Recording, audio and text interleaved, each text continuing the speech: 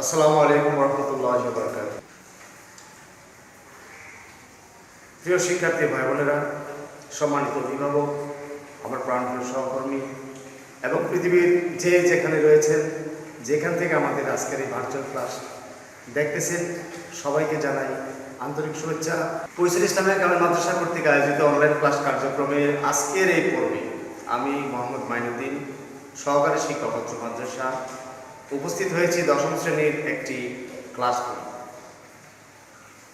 দশম শ্রেণীর ইংরেজি দ্বিতীয় পত্রের আজকের টপিক হচ্ছে ক্লোজ টেস্ট উইথ ক্লোজ, যা আমি বোর্ডে লিখে রেখেছি cloze test with close.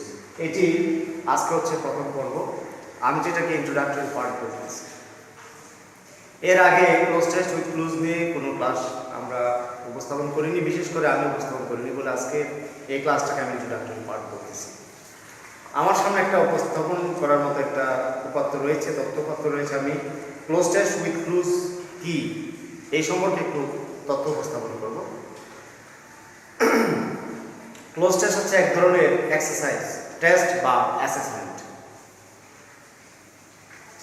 Exercise অনুশীলন, টেস্ট পরীক্ষা, অ্যাসেসমেন্ট মূল্য যাচাই, যাই বলি না কেন, এটা এক ধরনের অনুশীলনী বা পরীক্ষা, যেখানে শূন্যস্থান দেওয়া থাকবে এবং শূন্যস্থানের উপরে বক্সের মধ্যে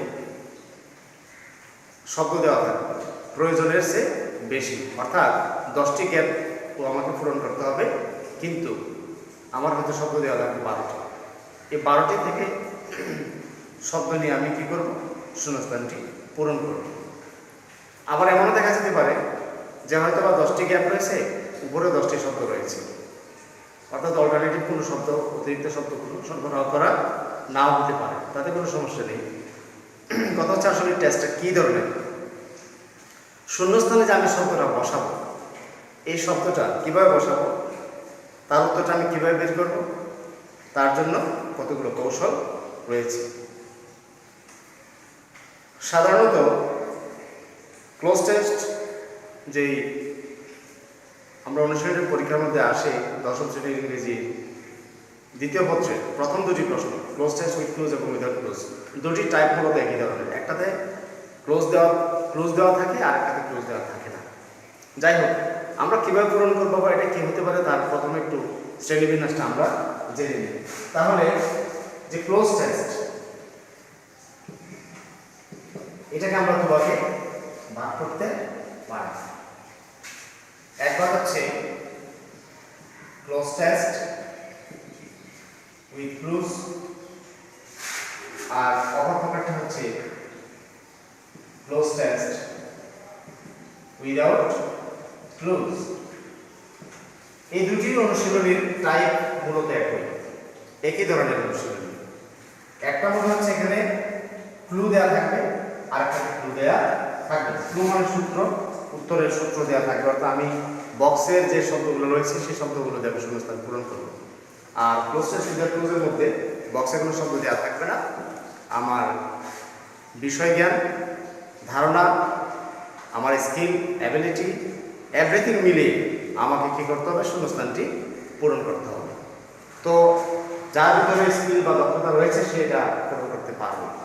এটার জন্য কী কী দক্ষতা দরকার, কী কী করা লাগবে, তার ধারাবাহিক আমরা আলোচনা করব। আমি কয়েকটি পর্বে ভাগ করে আজকে এই অনুশীলনটা করার চেষ্টা করব ইনশাল্লাহ। মূলত এটি একটি জটিল অনুশীলনী। আমি প্রায় শ্রেণীতে, প্রায় বছরেই শিক্ষার্থীদের কাছ থেকে দুটি প্রশ্নের ব্যাপারে অনেক শুনেছি। তারা বলেছে, স্যার এই দুটি প্রশ্ন আসলে কঠিন। হ্যাঁ, সত্যিই কঠিন, কারণ হচ্ছে 8টি পার্টস অফ স্পিচ রয়েছে। প্রত্যেকটি সম্বন্ধে যদি ক্লিয়ার ধারণা না থাকে এবং শব্দের প্রকরণ, শব্দের শ্রেণীবিন্যাস, শব্দের পরিচিতি এবং শব্দগুলোকে কোথায় কোথায় ব্যবহার করতে হবে তার রুলস ইত্যাদি যদি জানা না থাকে, ওভারঅল সেন্টেন্সের যদি অর্থ জানা না থাকে, তাহলে কিন্তু এই অনুশীলনীটা সুষ্ঠু সুন্দরভাবে সম্পাদন করা সম্ভব নয়। তাহলে আমি বলি যে এই অনুশীলনটা আসলে একটা হেভিওয়েট একটা প্রশ্ন।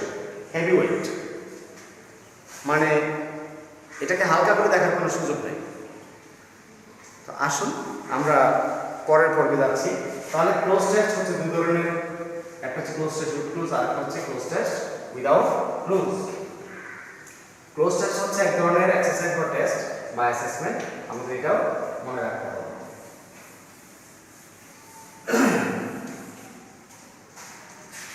এই ক্লোজ টেস্ট বা ক্লোজ টেস্ট উইথ ক্লুজ বা উইদাউট ক্লুজ যেটি রয়েছে তার প্রথম অংশটি, অর্থাৎ আমরা ক্লোজ টেস্ট উইথ ক্লুজ নিয়ে আজকে আলোচনা করব। কি কি করা লাগে তার একটা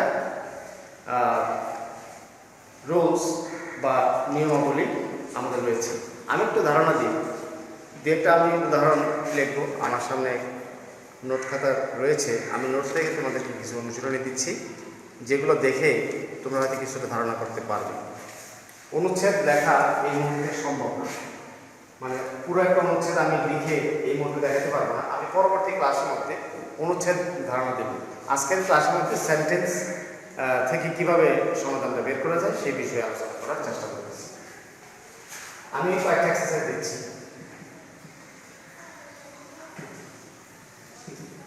Number 1, educate is the backbone of a nation. 2 number,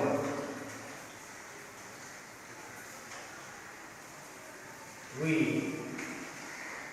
gained free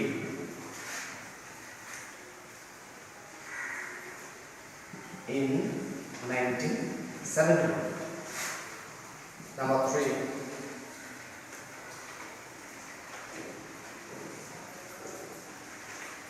education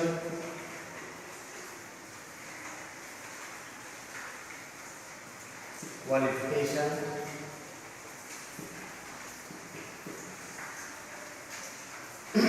is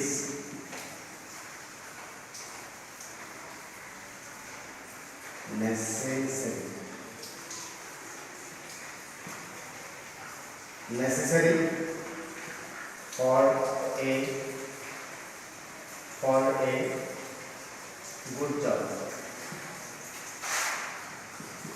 4 number, we follow the traditions, forms of entertainment. Number 5,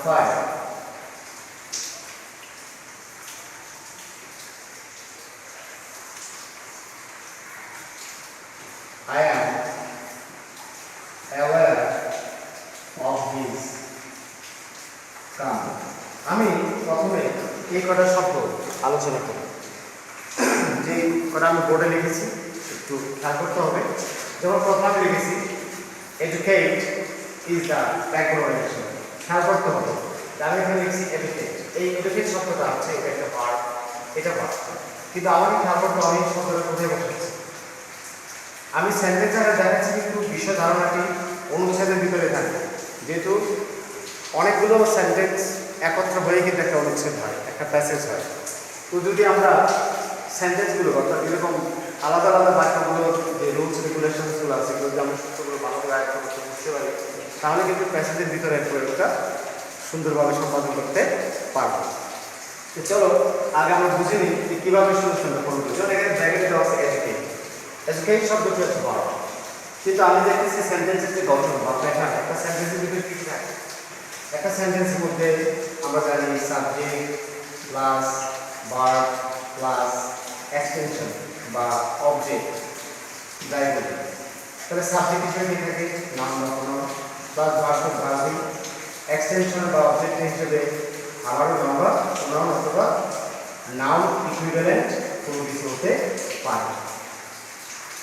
তাহলে এই যে ইজটা এটা একটা লিঙ্কিং ভার্ব, এখানে যদিও আমরা জানি যে অক্সিলিয়ারি ভার্বের প্রয়োগ সেটা টু বি ভার্ব থেকে এসেছে, কিন্তু এখানে সেই লিঙ্কিং ভার্ব হিসেবে বসেছে যে, তাহলে যেহেতু ভার্ব আছে তাহলে ভার্বের আগে কে বলবে, একটা সেন্টেন্সের মধ্যে অবশ্যই আমরা জানি সাবজেক্ট থাকে, তাহলে এই যে এটা হবে কি subject.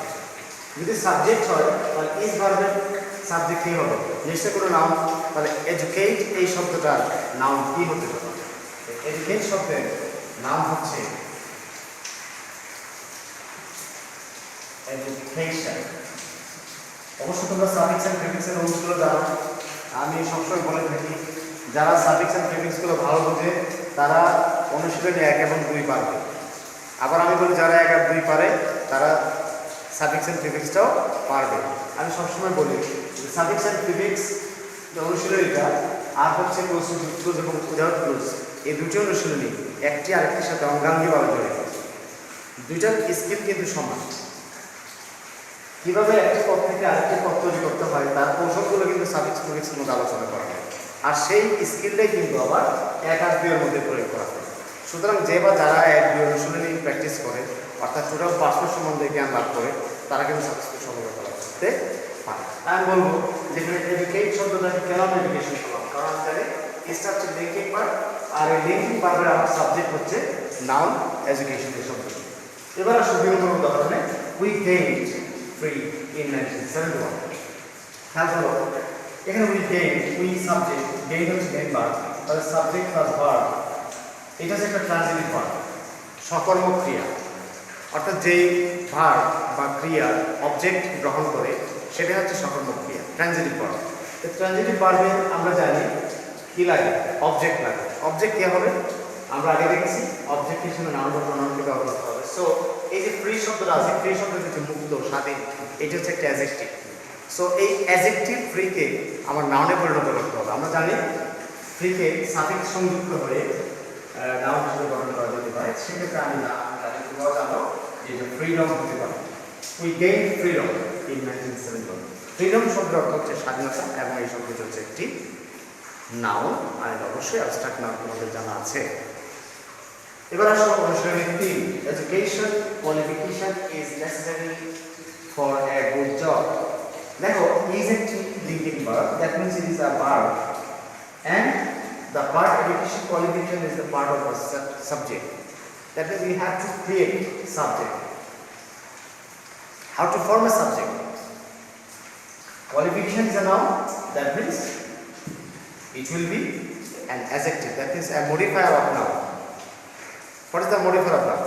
You know, adjective is the modifier of noun. That means education, educational qualification, educational qualification, এটা দুটো মিলে একটি সাবজেক্ট হচ্ছে। অর্থাৎ এই নাউনের পূর্বে মডিফায়ার বা অ্যাডজেক্টিভ এডুকেশনাল বসে একটা সমন্বিত সাবজেক্ট হিসেবে বসছে কার, ইজ এই লিঙ্কিং ভার্ব। তাহলে যে নাউনের আগে মডিফায়ার বসাতে হবে কাকে, অ্যাডজেক্টিভকে। আমরা জানি দুটি সমান ধরনের নাউন কিন্তু পাশাপাশি বসতে পারে না। হ্যাঁ বসতে পারে, দুইটা মাঝখানে প্রিপোজিশন বসে, কিন্তু আমাদের এখানে প্রিপোজিশন বসার স্কোপ নেই। তাহলে কি করতে হবে, এই নাউন কোয়ালিফিকেশনের আগে এডুকেশনাল করে অর্থাৎ এটাকে অ্যাডজেক্টিভ করে আমরা কি করলাম, এটা মডিফাই করে এই অক্সিলারি ভার্বটা সাবজেক্ট হিসেবে পরিণত করলাম। এটা মূলত একটা combined subject, adjective plus noun equal to subject.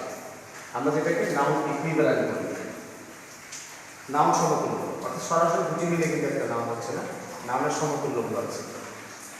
4 নম্বর উদাহরণ দেখো, we follow the tradition forms of entertainment. We follow the tradition forms of entertainment. We follow, আমরা অনুসরণ করি, তা এটা আর্টিকেল, তোমরা অবশ্যই জানো আর্টিকেল দি কার আগে বসে, নাউনের আগে বসে। তাহলে এখানে দি, এখানে নাউন, তাহলে মাঝখানে কি, অবশ্যই না মাঝখানে, নাউনের মাঝখানে যদি কেউ আসে, আর্টিকেল এবং নাউনের মাঝখানে যদি কেউ আসে সে অবশ্যই কি অ্যাডজেক্টিভই হবে। তাহলে ট্র্যাডিশনাল অ্যাডজেক্টিভ হচ্ছে traditional. We follow the traditional forms of entertainment. ওকে, তোমরা কি বুঝতে পেরেছো বিষয়টা? আশা করি বুঝতে পেরেছো। এবার আসো অনুশীলনী 5, I am aware of his come. তারপরে কি বলছে, I am aware of his come. I subject, am হচ্ছে লিঙ্কিং ভার্ব, এখানে aware সচেতন, জ্ঞাত, অবগত ইত্যাদি। হিজ এটা হচ্ছে একটি পজিটিভ কেস, তোমরা জানো পজিটিভ কেসের কাজ কি, পসেসিভ কেসটা কিভাবে গঠিত হয়।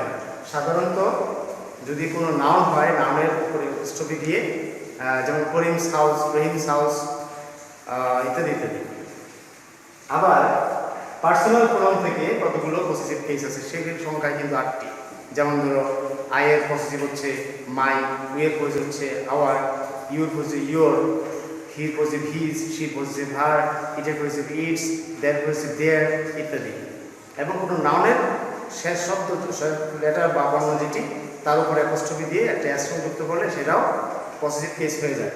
সাধারণত পসেসিভ কেসের পর নাউন আসে। তো এটা কাম একটি ভার্ব, এটাকে কিভাবে তুমি নাউন বানাবে? তোমরা অবশ্যই জানো যে ইংরেজি গ্রামারের মধ্যে নন ফিনিট ভার্ব, যেটা ভার্বের তো প্রথম দুটি শ্রেণী রয়েছে, একটি ফিনিট ভার্ব, একটি নন ফিনিট ভার্ব। সমাপিকা ক্রিয়া, অসমাপিকা ক্রিয়া। অসমাপিকা ক্রিয়া তিন ভাগে বিভক্ত, যেটা হচ্ছে ইনফিনিটিভ, জিরান্ড এবং পার্টিসিপল। তাহলে এই যে ইনফিনিটিভ, জিরান্ড, পার্টিসিপল আছে, জিরান্ড যে জিনিসটা বলা হচ্ছে, জিরান্ডটা কি? জিরান্ডটা মূলত নাউন এবং ভার্ব একই সাথে কাজ করে, নাউনের কাজ করে, ভার্বের কাজ করে। তাহলে জিরান্ডটা কিভাবে গঠিত হয়? সাধারণত কোনো ভার্বের সাথে আইএনজি যুক্ত করে, যেমন ধরো come plus ING equal to coming. Coming বলতে গেলে তার আগমন বোঝাবে, হিজ কামিং, তার আগমন।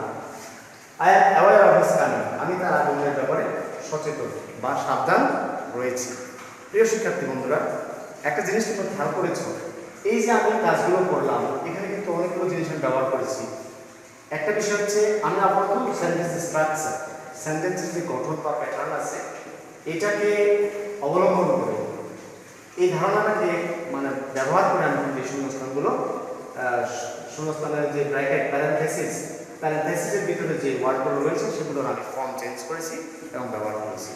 যদিও পরীক্ষায় তোমার যে শূন্যস্থান বা অনুচ্ছেদ দেওয়া থাকবে সেটা কিন্তু এই ধরনের হবে না, সেটা একটা বড় অনুচ্ছেদ দেওয়া থাকবে আর তার উপরে তোমার একটা ট্যাবল করা থাকবে, ট্যাবলের মধ্যে 10টি বা 12টি শব্দ দেওয়া থাকবে, তুমি সেই শব্দগুলো ওখান থেকে এনে খালি জায়গায় বসাতে হবে। সেটা কিন্তু আরো ডিফিকাল্ট। এখানে শব্দগুলো আছে, তুমি চিন্তা করে অর্থ বের করে ফেলতে পেরেছো, কিন্তু পরীক্ষার মধ্যে আগে অনুচ্ছেদ দেওয়া হবে, সো সেটা কিন্তু অনেক কঠিন হবে। তার জন্য তোমার অনেক প্রিপারেশনের প্রয়োজন রয়েছে। তো আমি এই অনুষ্ঠগুলো মুছে দিচ্ছি, আপনারা আশা করি তোমরা বুঝতে পেরেছো। আমি এটা মুছে দিলাম।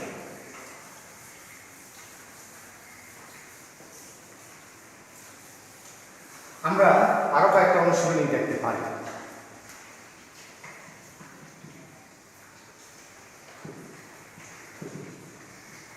যেমন আমি দেখতে পারি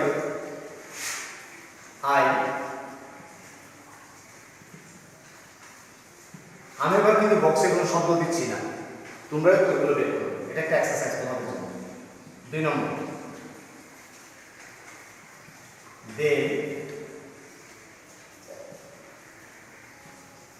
নো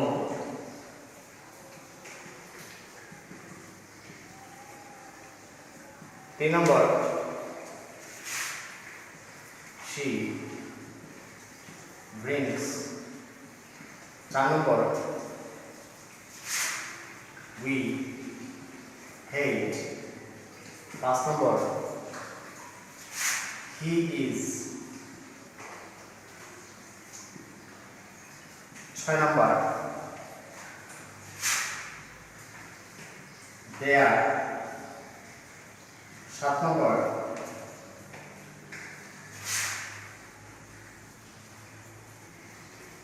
the glass was।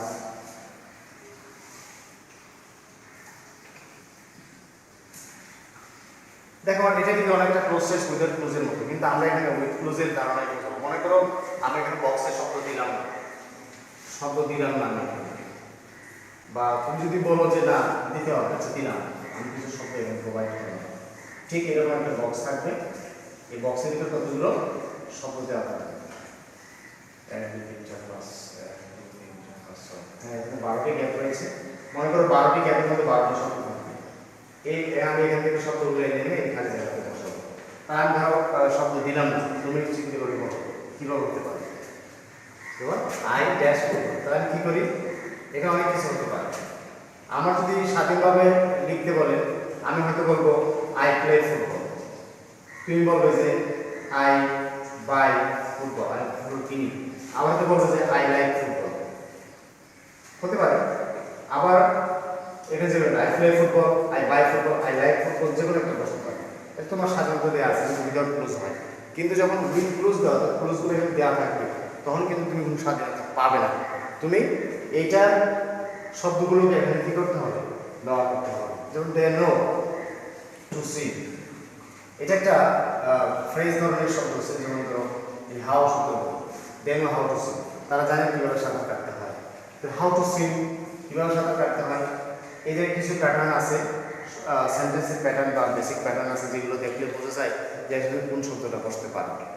তারপর ধরো সে ড্রিঙ্কস, সে পান করে, কি পান করে, টি পান করে, কফি পান করে, মিল্ক পান করে, ইত্যাদি। যে কোনো কিছু একটা হতে পারে। যদি আমার কাছে এরকম বক্সের শব্দ দেওয়া না থাকে, আমি যে কোনো একটা দিতে পারি। আর যদি বক্সে দেওয়া থাকে, সেটা যেটা একুরেট হবে সেটাই বসাতে হবে।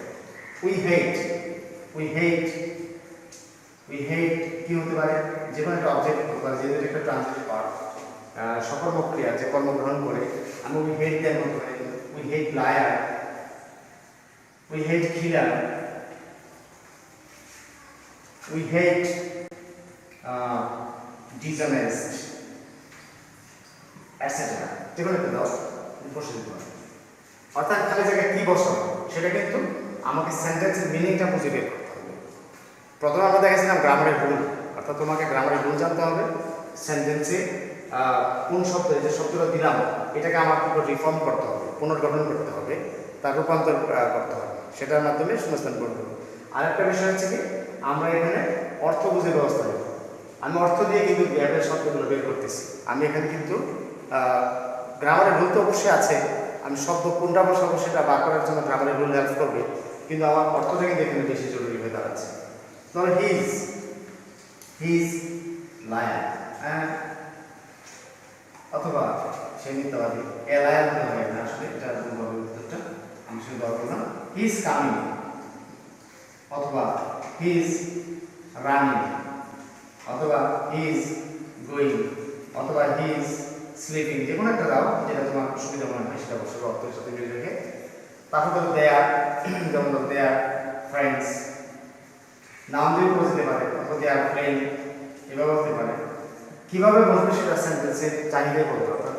এগুলো যেহেতু প্যাসিভ যখন হবে, তখন কিন্তু শুরু থেকে শেষ অবধি একটা গল্পের আত্ম থাকবে, একটা প্যাটার্ন থাকবে, একটা ধাঁচ থাকবে, সেটাকে ফলো করে কিন্তু তোমাকে কী করতে হবে, শূন্যস্থানটা পূরণ করতে হবে।